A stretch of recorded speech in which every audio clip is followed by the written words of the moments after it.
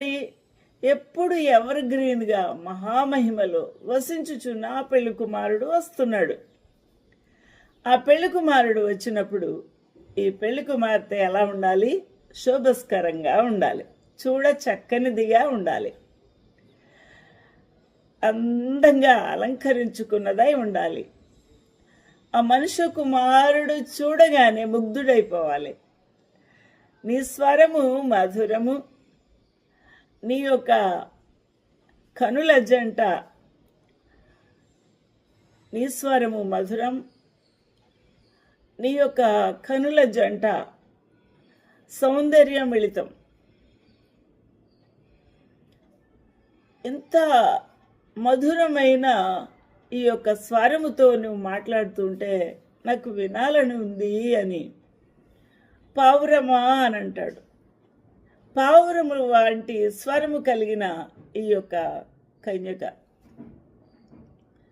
ఆ పావురము వంటి మహిమ గల ఆ తెల్లని ఆ వస్త్రం వలె కప్పుకున్న పావురపు ఆ యొక్క వెంట్రుకలతో మెరిసిపోతూ మిళితమైపోయి ఉంటుంది.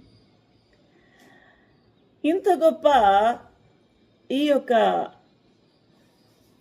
సౌందర్య రాశిని ఎదుర్కోవడానికి ఆ ప్రభు దిగి వచ్చేస్తున్నాడట. మనం ఎదుర్కోవడం కాదు, ఆ ప్రభువే దిగి వచ్చేస్తున్నాడు.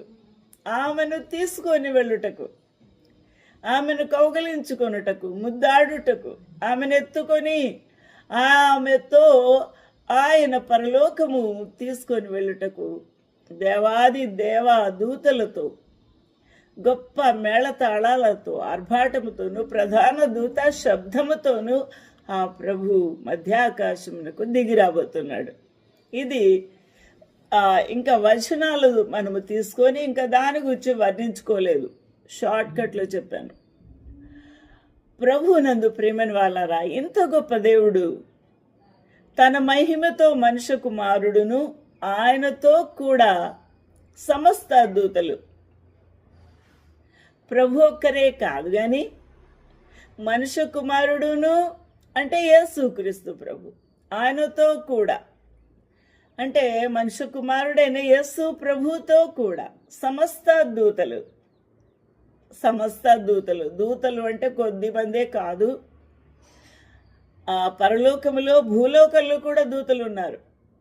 ఈ దూతలందరూ కూడా సమస్త దూతలను వచ్చినప్పుడు ప్రభువుతో ఏకీభవిస్తూ ఉన్నారు. ఆ యొక్క మేళతాళాలతో దిగి వస్తున్నారు.